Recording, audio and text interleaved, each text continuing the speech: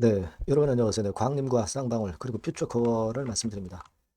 여러분 지금 광림은 25일까지 정리매매죠. 그리고 퓨처코어도 25일까지 정리매매가 되고 쌍방울 같은 경우는 이제 27일까지입니다. 쌍방울은 이제 거래가 출발이 됐던 정리매매가 출발이 됐던 그런 모습이고요.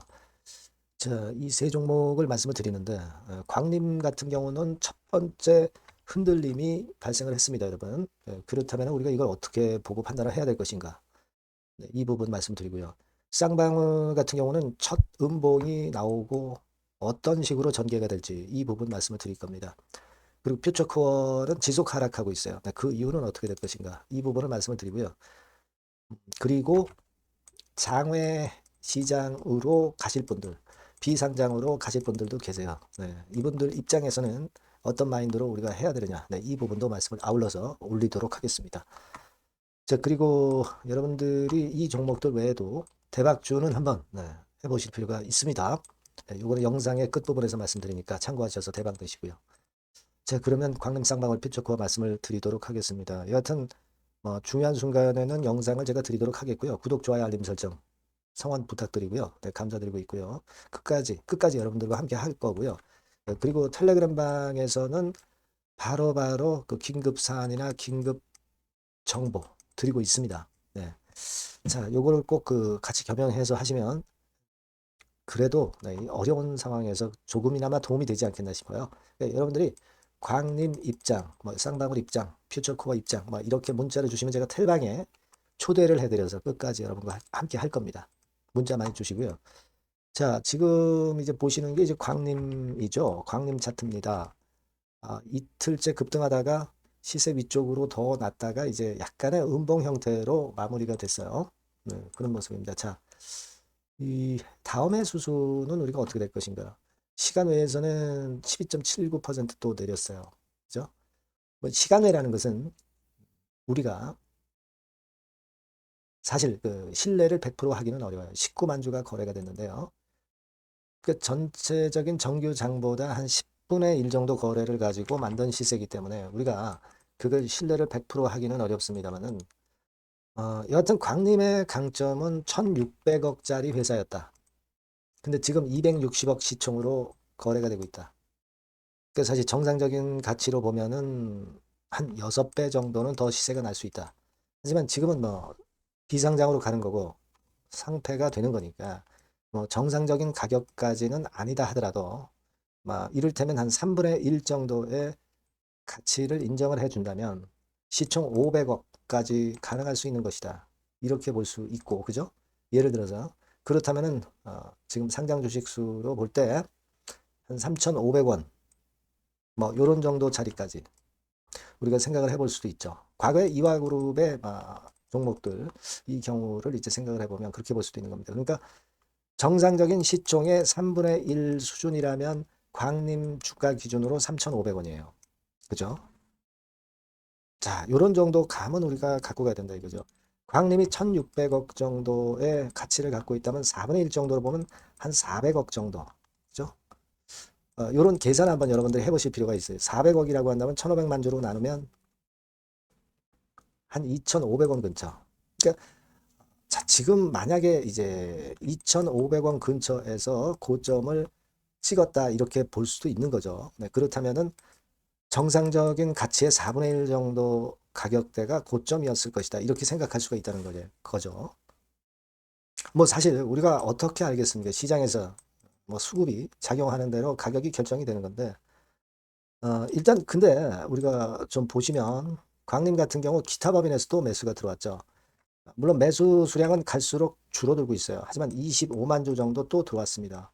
그러니까 흔들어 놓고 다시 들어와서 다시 기타 법인이 지분을 더 취할 수가 있어요. 물론 이거는 광림 사측이거나 또는 우호 세력에서 기타 법인에서 이제 기타 법인을 통해서 인수를 한 게 아니냐 이런 생각이 들 수도 있는데 물론 일단 광림을 노리는 다른 세력에서 들어왔었을 수도 있어요. 아직은 누구도 모르죠. 이제 대주주 지분 변동이 공시로 나와봐야 우리가 알 수 있을 겁니다. 그래서 이 부분은 우리가 계속 체킹을 하면서 제가 어떤 참고 말씀을 드리면 좋겠다는 생각이 들고요. 자, 그리고 이화전기 같은 경우, 이화그룹 이화전기는 여러분 가만히 보시면 요런 흐름을 보였잖아요. 그러니까 그 셋째 날에 급등했다가 흔들었다가 넷째 날, 다섯째 날에 흔들었다가 또다시 위쪽 랠리를 했단 말이에요. 그러니까 N자형 커브를 그렸단 말이에요. 물론 이쪽 뭐 이화전기랑 똑같이 전개되라는 법은 없지만 그런 건들을 감안을 한다면 광림도 여기서 좀 흔들다가 다시 또 올리는 그런 패턴이 나올 수도 있어요. 왜? 광림은 그만큼 1600억 정도의 가치가 있는 종목이니까. 그런데 사실은 특수 관계인간 자금 거래건 때문에 실질 심사사에 발생해서 상폐된 것이거든요. 재무나 실적이 나쁘다고 볼 수는 없잖아요. 자, 이 부분을 여러분들이 생각을 하실 필요가 있어서 일단 그 부분을 좀 말씀을 드린 거고요. 그죠? 그런 감각 일단 생각해 보실 필요가 있겠고, 지금 광림 같은 경우는 여러분들이 요거 그 연결 재무상 대표 3분기 건을 보면은요. 부동산이나 그 유형자산 이런 것들이 되게 건물이나 토지 뭐 이런 걸로 구성이 돼 있고 이거는 결국 시세로 따지면 지금 그 여기 장부가보다 훨씬 높을 수 있습니다. 이런 부분들도 작용이 되는 거예요, 여러분. 그죠? 그래서 일단 첫 흔들림이라고 완전히 끝났다고 볼 수는 없는 거고 좀 더 봐야 돼요. 그죠? 제가 중요한 말씀 이제 드릴 거고 장외로 가실 분들은 이제 나중에 또 이따가 제가 말씀을 드릴 겁니다. 그리고 쌍방울 같은 경우는 첫 음봉이 나왔잖아요, 여러분. 이렇게 첫 음봉이 나와서 하지만 막판에 약간 들어올렸고요. 이렇게 마무리가 됐는데 자, 요거 쌍방울도 자산 가치가 좀 있어요. 근데 시간에서는 9.6% 내렸네요. 쌍방울은 1000억 정도 된다고 그랬잖아요. 그죠? 우리가 뭐 그거는 제가 그냥 뭐 임의로 말씀드린 게 아니라 이번 3분기 보고서의 자본 총계를 보면서들 말씀을 드리는 거예요. 그죠? 970억, 1000억 정도 되잖아요. 광림도 아까 말씀을 드렸지만은 1600억 가치가 있는 거고요. 그래서 이제 그걸 근거로 해서 말씀을 드리는 거란 말이에요. 근데 쌍방울 같은 경우는 이제 광림보다는 좀 못하지만 그죠? 뭐 사실 그러나 지금 시총은 232억. 근데 1000억 가치가 있는 회사. 물론 적립매매라는 걸 감안을 해야죠. 그렇다면 4분의 1 값이면 250억. 그죠?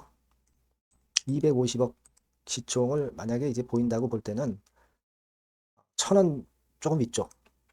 지금 오늘 같은 경우는 1212원까지 갔다 왔죠. 그죠? 정상적인 시총의 4분의 1 가격 위쪽으로 갔다 왔다가 밑으로 밀린 거예요. 그 정도의 지금 현재 범주다. 이런 얘기죠. 근데 쌍방울 같은 경우는 이화 같은 경우에 초창기 움직임을 보셔도 아시겠지만 초창기 음봉이 나왔지만은 이틀째 흔들렸다가 3일째부터 시세를 내기 시작했어요. 그러니까 지금 쌍방울 같은 경우는 첫째, 둘째, 셋째, 3일째 시세 변화 이런 것들을 우리가 좀 유심히 봐야 되지 않느냐. 이런 추측을 해보는 겁니다, 여러분. 그죠? 그걸 생각해 볼 필요가 있고 지금 쌍방울 같은 경우도 이게 뭐 세계 최대 주주가 세계 프라임 개발로 변경되면서 최대 주주 문제 때문에 상폐가 된 것이지 재무 실적이 지금 뭐 안 좋은 건 아니에요. 지금 보면은 유동 자산도 880억. 그죠? 근데 유동 부채가 197억밖에 안 돼요. 유동 자산이 900억. 유동 부채가 한 200억 정도 되는 겁니다. 자, 이런 기업이 상폐가 된 거예요. 이렇게 여유가 있는데. 이것도 참 아까운 거죠. 쌍방울 같은 경우도. 그렇지만은 여하튼 지금 현재는 중요한 건 3일째에 과연 반전이 나오느냐. 이 여부가 중요할 거고요. 요거를 일단 잘 봐야 될 것 같고요. 쌍방울 같은 경우도 그리고 특이한 것은 기타 법인에서 매수가 들어왔다는 겁니다. 230만 주.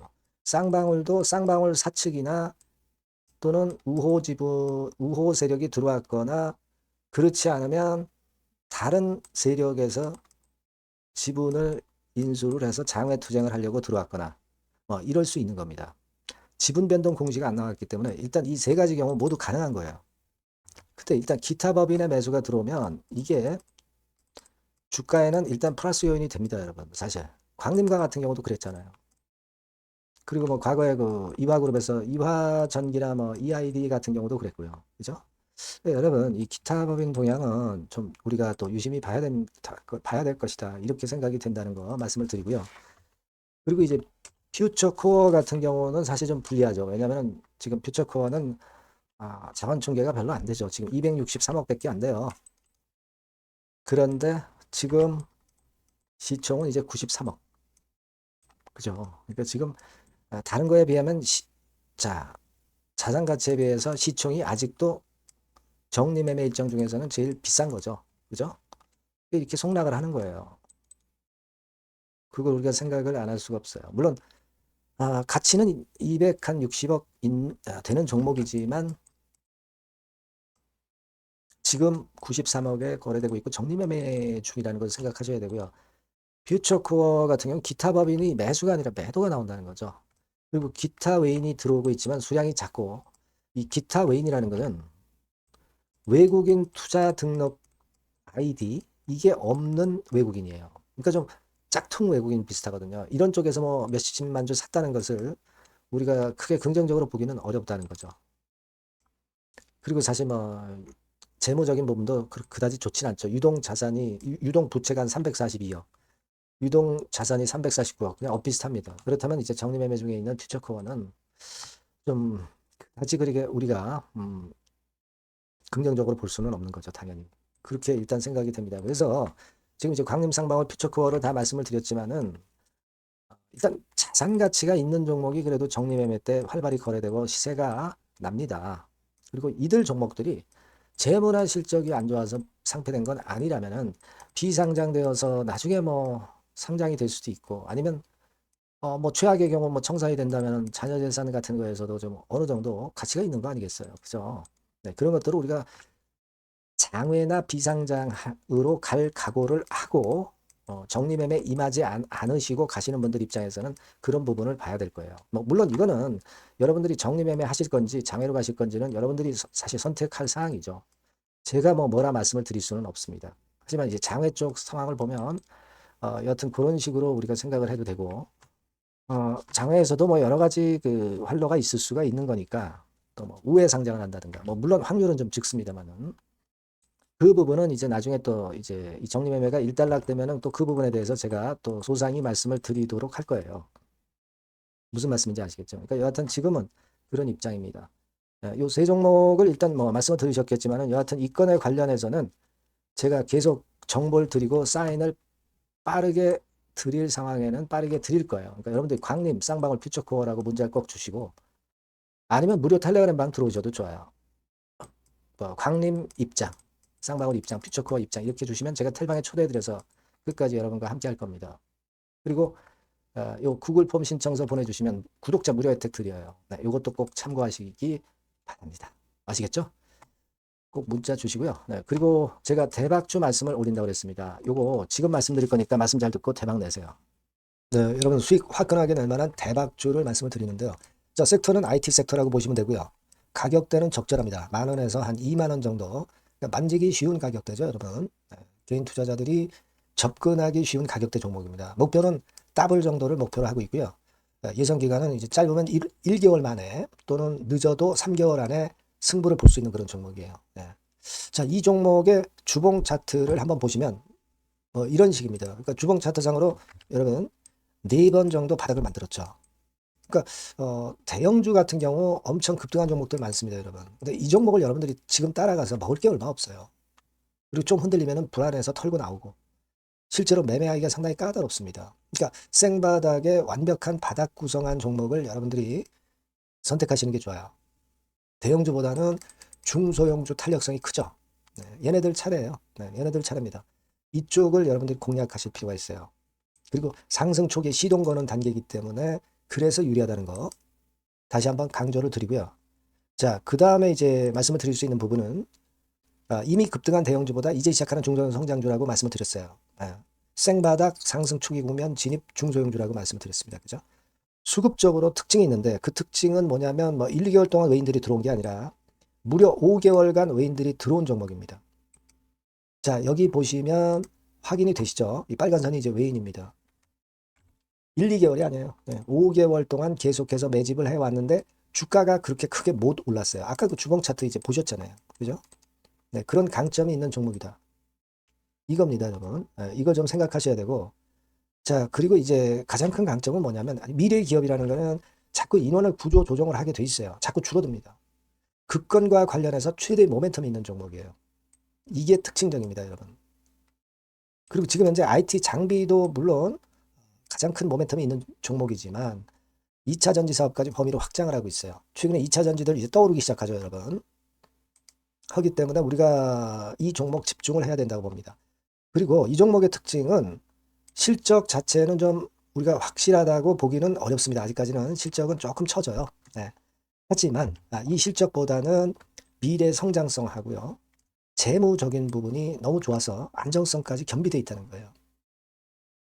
아시겠습니까? 그래서 이 강점이 있는 거예요. 부채 비율은 뭐 10 내지 30%밖에 안 되고 현금을 무려 1, 2천억 정도 확실하게 보유하고 있기 때문에 뭐 증자라든가 뭐 12BW 발행이라든가 이런 거 절대 없어요. 한 주당 가치가 희석화될 이유가 없다는 거죠. 네. 그리고 마지막 포인트로는 3차 상법 개정이 되면 최대 수혜가 될 수 있는 종목입니다. 3차 상법 개정의 중심이 뭡니까, 여러분? 이거 한번 잘 생각해 보세요. 예. 요겁니다, 여러분. 요 대박주는 꼭 한번 해보시고요.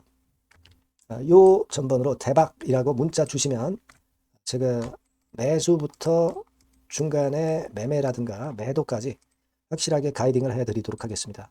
꼭 문자를 주셔서 대박 시세 한번 내시기 바랍니다. 네, 감사합니다, 여러분.